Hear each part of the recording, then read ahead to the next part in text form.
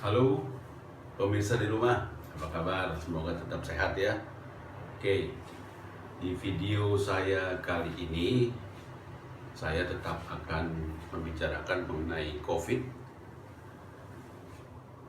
versus Bazi dan Feng Shui. Dan ini part kedua. Wih, gaya banget pakai part kedua. Oke, fine. Oke, kita pakai part kedua lah ya.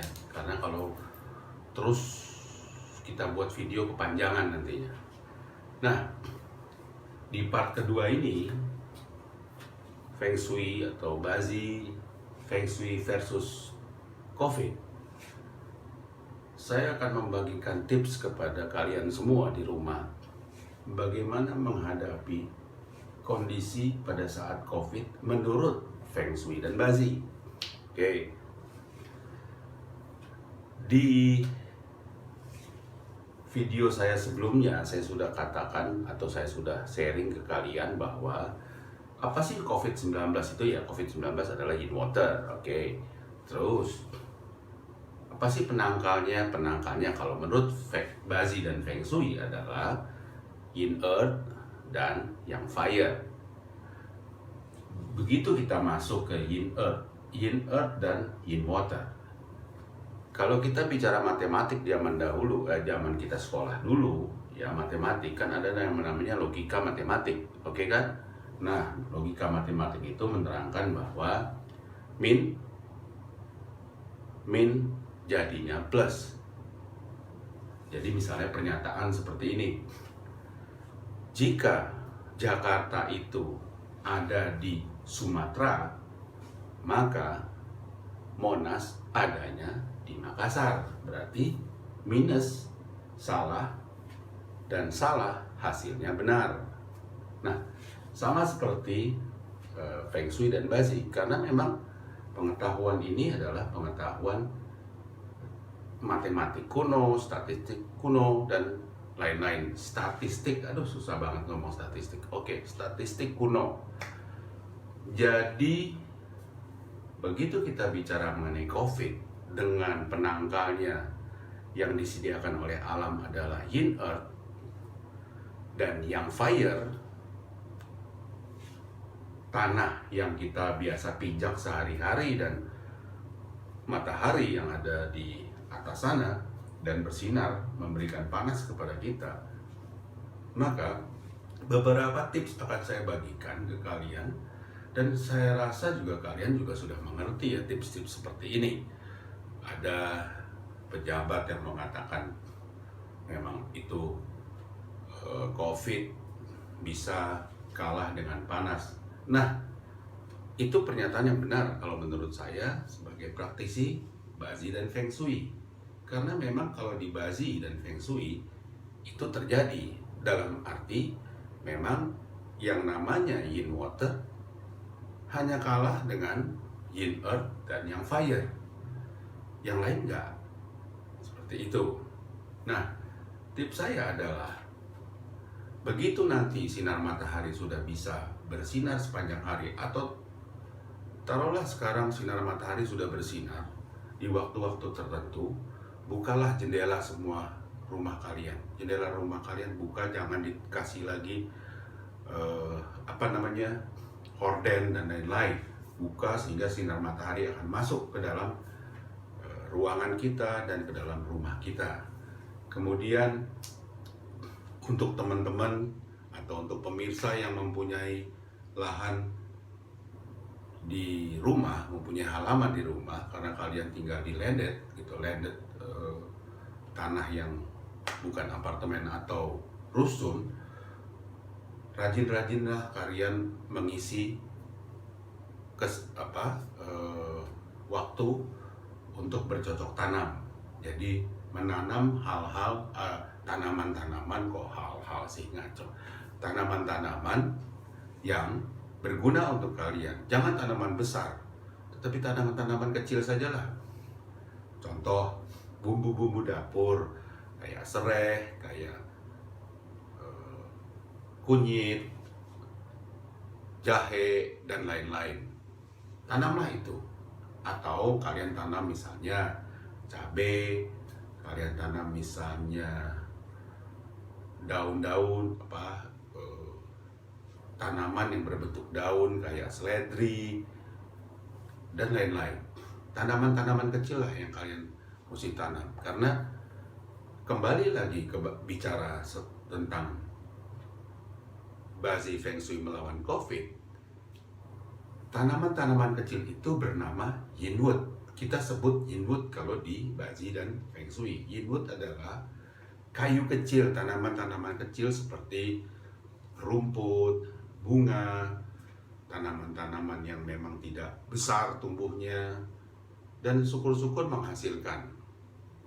Oke. Jadi tips saya adalah untuk kali ini, untuk kalian yang memang sekarang sudah tinggal di rumah, tidak bisa mudik, tidak bisa pulang kampung, waduh, suntuk kali di rumah ya. Nah, oke. Nah, kalian mulailah bercocok tanam di bawah sinar matahari. Dan ingat, kalian jangan pakai sendal atau alas kaki pada saat kalian ada di Yin Earth atau ada di tanah yang ada di halaman kita.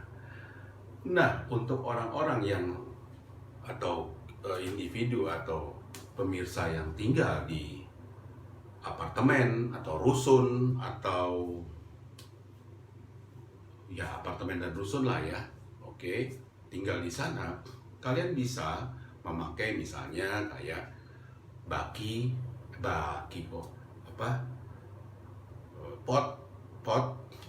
pot yang segi 4. Kalian bisa pakai, kalian bisa kasih tanah, kalian bisa kasih pupuk, kalian bisa tanam juga di situ.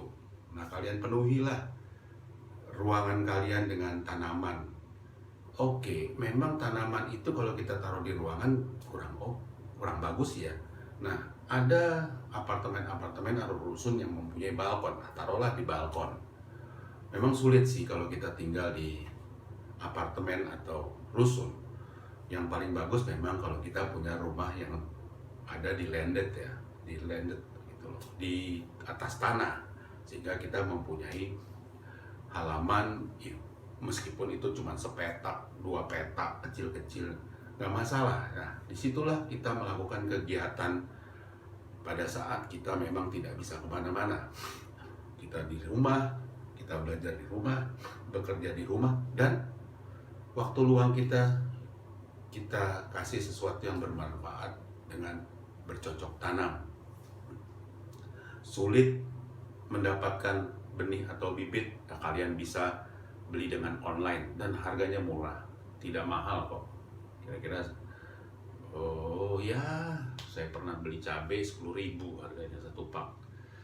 Nah, atau enggak kalian juga bisa beli dari supermarket cabai, kalian ambil bijinya misalnya, kalian nanti benihkan sendiri. Jadi banyak cara untuk melakukan itu. Nah, kita memiliki situasi dan kondisi yin pada saat ini. Kita diam di rumah. Pada siang hari yang mestinya kita bekerja, kita beraktivitas, itu yang. Ya, sifat yang itu sifat yang beraktivitas, semangat, mencari sesuatu, keluar rumah. Dan ini sekarang sudah ditarik dari diri kita karena ada peraturan pemerintah PSBB, sehingga kita yang mau tidak mau harus menjalani itu. Sedangkan kalau kita diam di rumah dalam kondisi siang hari, kita jadi bingung, kita mau ngapain sih ini sebetulnya. Kita jadi lebih lesu, letih. Nah, tips yang lain untuk itu adalah kondisi yin, di mana yin itu adalah yang saya sudah katakan kepada kalian sebelumnya di video saya, atau saya sharing kepada kalian di video saya sebelumnya. Kondisi itu adalah kondisi yin di mana kita harus beristirahat. Bayangkan kita beristirahat di siang hari, padahal kita mesti beristirahat di malam hari. Nah, hal inilah yang membuat akhirnya orang bisa stres, bisa depresi, dan lain-lain. Tipsnya adalah Siang hari memang kita mesti tetap melakukan aktivitas. Aktivitas apa sih yang harus kita lakukan supaya kita tetap semangat, kita tetap mendapatkan energi positif itu tadi? Apa?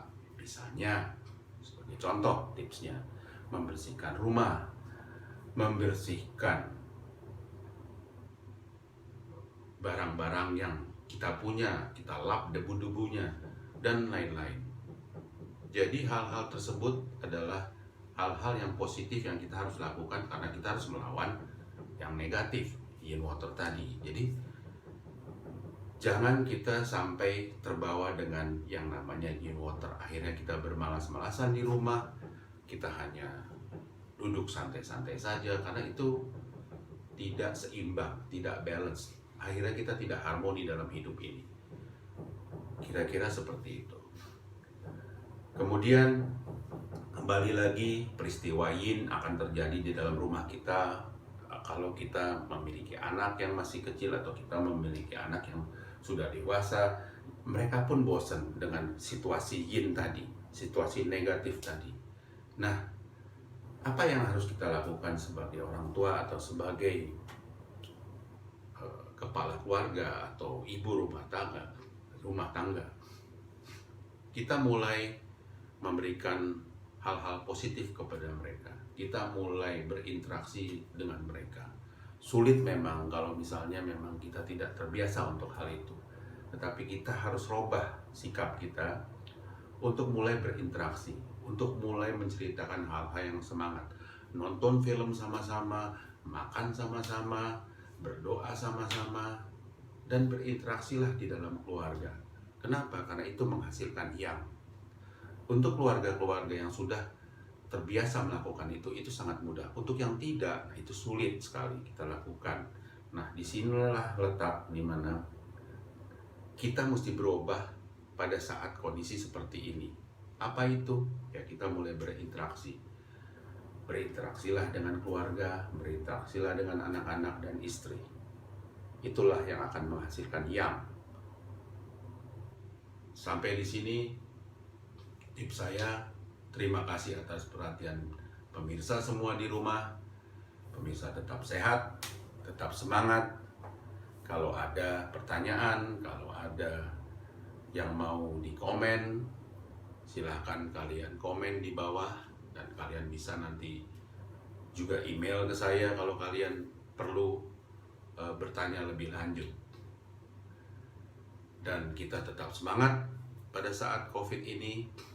Jangan putus asa, terus maju. Salam semangat. Bye.